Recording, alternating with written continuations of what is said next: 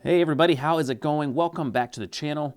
In this video, I'm going to be going over the overall market, the trades that I made today, the best trades that I see setting up, and one of your questions.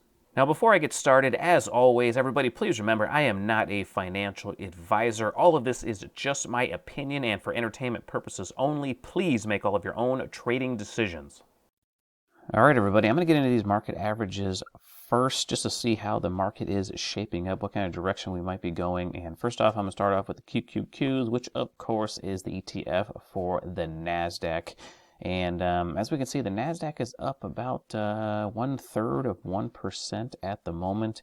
And it's really kind of a blah day. I was expecting more movement one way or the other just so I would have more of an idea which direction to go. But we're just having kind of a small inside day on the NASDAQ, which is sort of unusual once you have, a big wide-ranging day before. I mean, just to have it this tight just seems kind of strange. But hey, it is what it is. But let's go to the 15-minute chart. And going to the 15-minute chart, we had this area where I thought that, if we did get some kind of a bounce, this is at least where we were going to come up to, but we are not getting that. I mean, it just stopped dead in its tracks after that gap up and has just been slowly, really slowly fading slightly down the rest of the day. So it's going to be really interesting to see which way we're going to end up going. Normally, I like to buy some options on, Thursday because you might get a pretty decent move on that Friday, and then you can clean house on those options. But I really don't have any real direction where the market could be going. I hate to just take a flat-out gamble. I know options are, pretty risky and they're low probability when you're buying them on Thursday, waiting for them to pan out on Friday. But if you don't have any real sense of a market direction, then you're really just, rolling the dice and praying that it comes up your way. So I don't know if I'll be taking a option trade today unless the market shows me some direction. But, the Qs are looking like they are probably going to head lower if I had to guess. Let's take a look at the, let's actually take a look at the spider next, which is the S&P 500. You can see basically the same thing. And if I go to that 15-minute chart, and the S&P 500 actually did come up and touch that box that I had drawn for the Patreon group in the pre-market trading, and but it was, I expected if it was going to hit that box and reverse, we'd have a sharper move to the downside, and it's just not doing that. It's just kind of going sideways. So honestly, when it goes sideways like this, it's kind of a bullish thing. Even though when it went sideways after this move down, it kind of rolled over. This is a bounce up and a move sideways. So if it can hold this consolidation, the next logical area would be to move up again. So it's kind of wait and see on SP 500. And if we go to the diamonds or the Dow, you can see the Dow Jones Industrial Average is having a worse day. This one did not come up and touch that resistance area that I had drawn on the chart either. This one has just been fading down slowly. And actually, if we go to the daily chart, we can see that it's actually a much nastier down day. It's accelerating to the downside after, failing to make it above that 8-period exponential moving average. So the Dow is looking the worst out of all of them, but I don't know how much Disney's weighting is, but Disney is having a horrible day today, so I'm sure that's having a big effect on the Dow Jones Industrial Average. You can see that right there, big gap down in Disney, and Disney usually doesn't have huge gaps like this, but today it is, and that's probably having an effect on the Dow. And actually, another interesting stock on the Dow before I jump on here is 3M. I've been watching this one for a potential breakdown out of this rising wedge formation. I think if we get a breakdown out of this rising wedge formation, it could be a decent sized move down in 3M. I just wanted to throw that out there while we're on the Dow Jones Industrial Average. And looking at the IWM, we can see the IWM is actually the strongest. It is having an inside day, but it's finding support at that 8-period exponential moving average and was bumped its head right up against this resistance area right here. Let me put that on the chart. Bumped its head up against that resistance area, but is not really fading all that much. So the IWM is the strongest, and that is very encouraging. So by looking at these three averages, it's kind of like wait and see mode. I need a couple more cards to come out of the deck before I start taking some real decent sized positions one direction or the other. But just want to do that little update on the market averages in case you guys were wondering. Now let's get into some trades.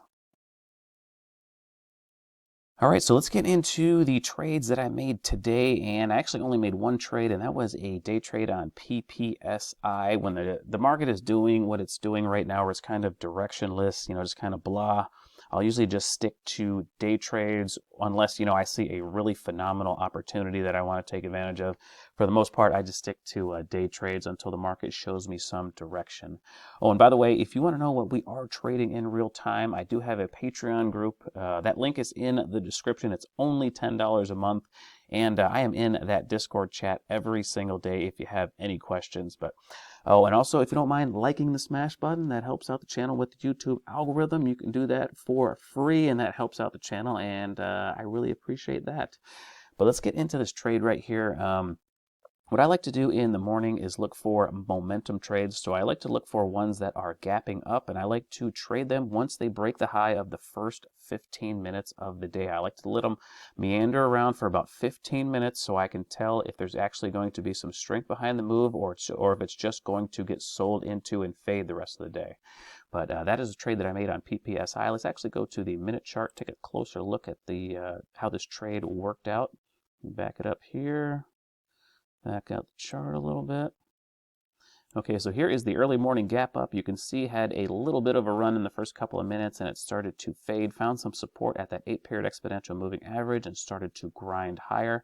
Once it broke this candle, which was the highest one of the first 15 minutes, that was my signal to get in. So I had a buy stop here at about 870, and actually I didn't get all that great of a fill. I think it got me in at 875.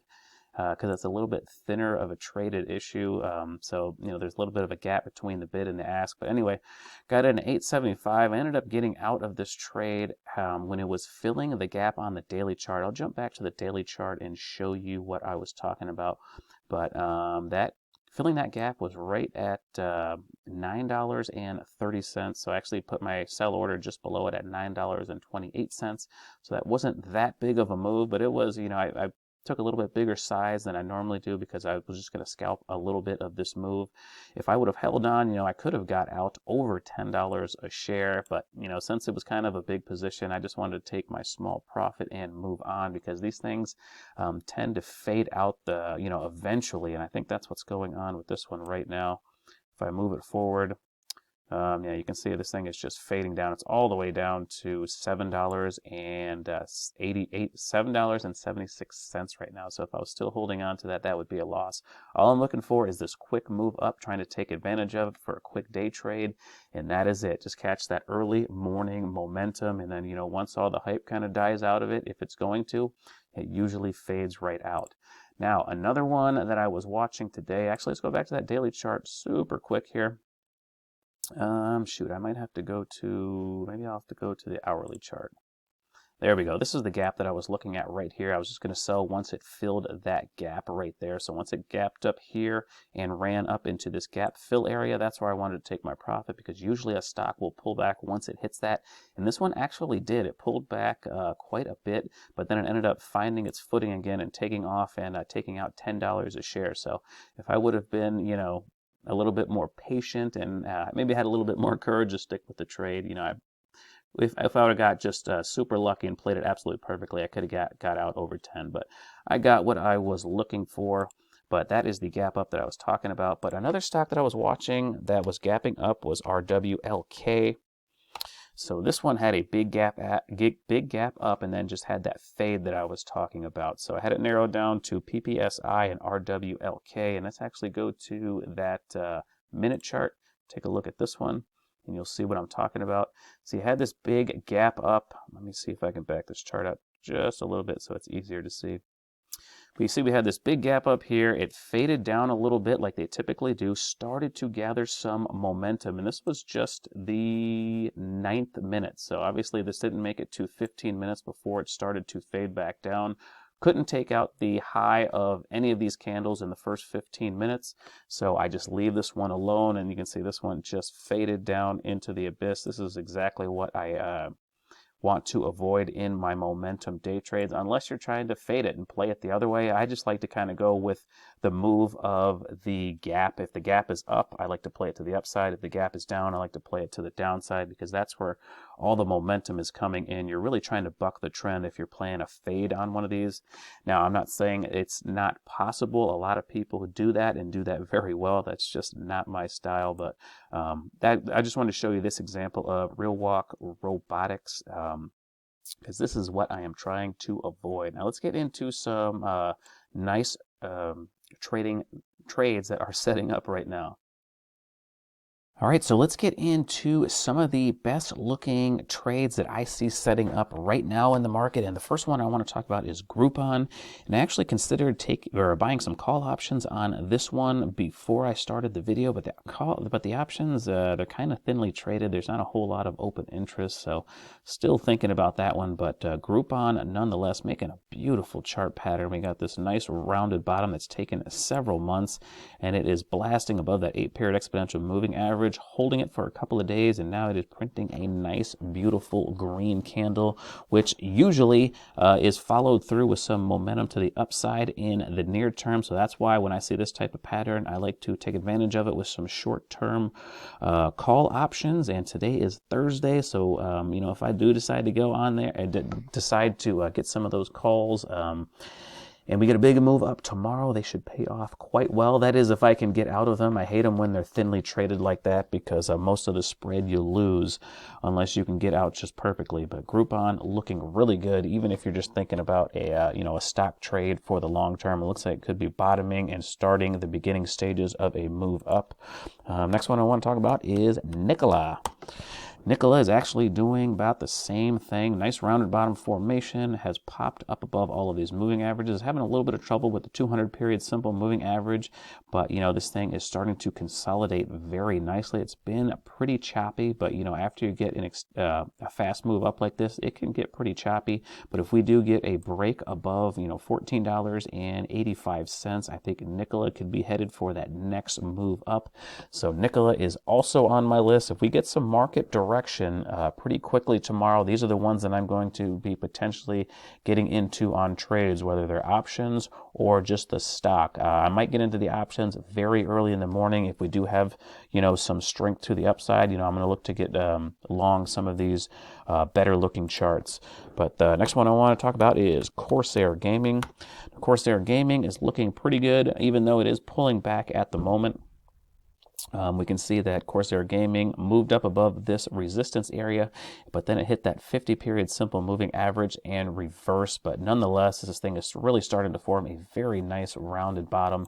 And if we go to that 15-minute chart, just take a closer look at what is going on. I mean, this is just a beautiful bottoming formation. And if this thing can break above, that 50-period simple moving average right around 26.75, I think this thing is going to be starting in the next leg up. So Corsair Gaming is definitely one that I have on my radar if the market starts to rally. Another one is TLRY. TLRY is making a very interesting chart pattern as well. It's having a hard time getting past this resistance area that I have drawn on the chart. Found resistance at it again today, but it is holding its own above that 8-period exponential moving average. And if this thing does get a pop out of this little congestion right here, this could be a big one. So this is one I am strongly considering taking some options on, either at the end of the trading day today if it shows me some strength, or early in the day tomorrow if it shows strength early tomorrow. And the last one I want to show you is one I think that is setting up for either a short or a put trade, because this one is really starting to fall apart, and that is Twitter. You can see Twitter had this huge move down, pretty much didn't bounce at all, just continued to go sideways. As soon as that 8-period exponential moving average caught up to it, it just found resistance at it, and now it is being knocked down again. So I wouldn't be a bit surprised if this thing falls all the way down to, say, $50 a share tomorrow. There is going to be some support there, but this could be a nice option trade for tomorrow. So if Twitter continues to show weakness into the close, I might end up buying some puts on this one that expire tomorrow as well, because this thing certainly could continue falling. And all I would really need is just like a move like this right here, where it had this big gap down and just continued to fade. And this would be the day that I'm talking about today. And even if we had a gap down and then a move down for just the first half hour or so and then a complete reversal, that is no big deal at all, because all I'm looking to do is get out in the first half hour of the next trading day. And this thing gapped down from 51.80, a gap down to $50 a share, and actually went as low as 45.25. So those, if that move happened tomorrow, if I got short right at the end of the day and it didn't go any lower, those options would pay off very well. So you don't need a big move at all in order for these options to pay off well when you're getting them on Thursday and they're expiring the next day. But let me go back to the current price action. I definitely think the path of least resistance is to the downside on Twitter. So this one is setting up nicely for a move to the downside.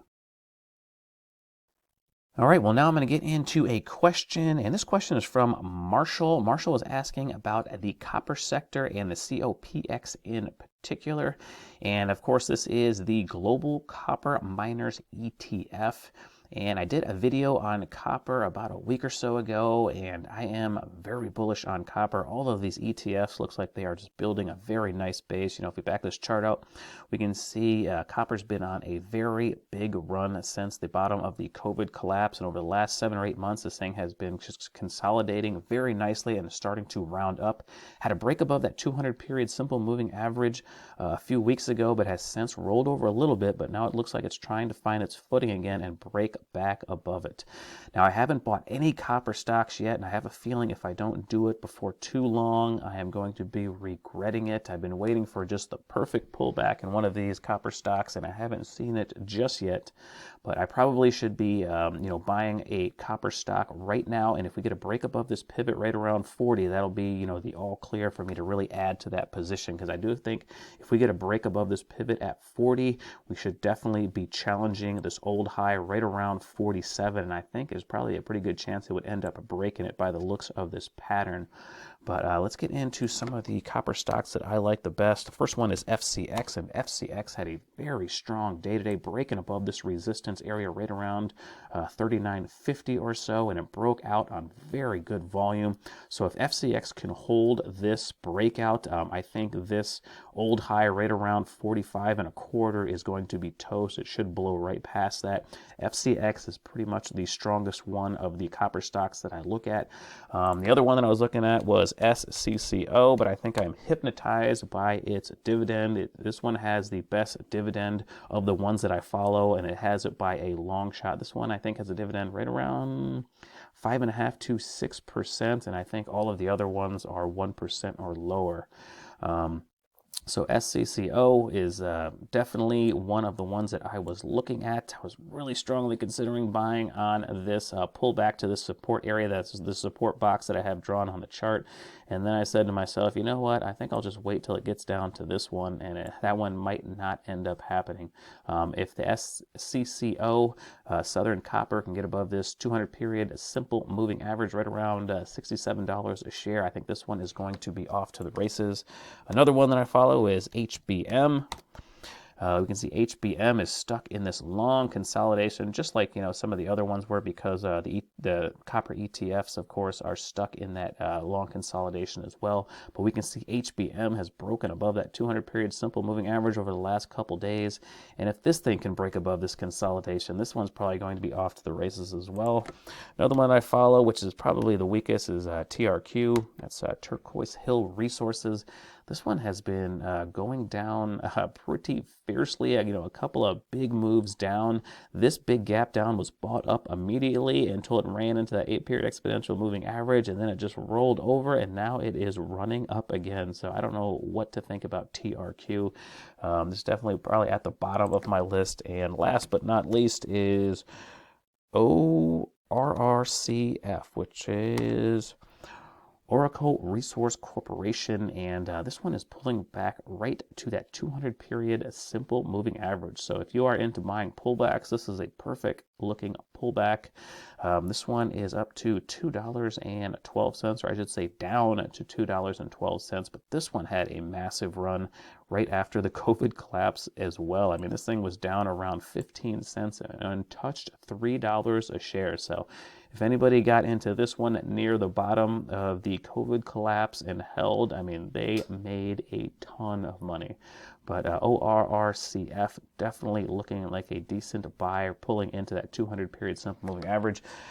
Like I said, I don't own any copper stocks just yet, but if I do, I will update you on the channel. Hopefully this answered your question, Marshall. If it didn't, you had anything more specific, please leave it in the comment section and I will get back to you.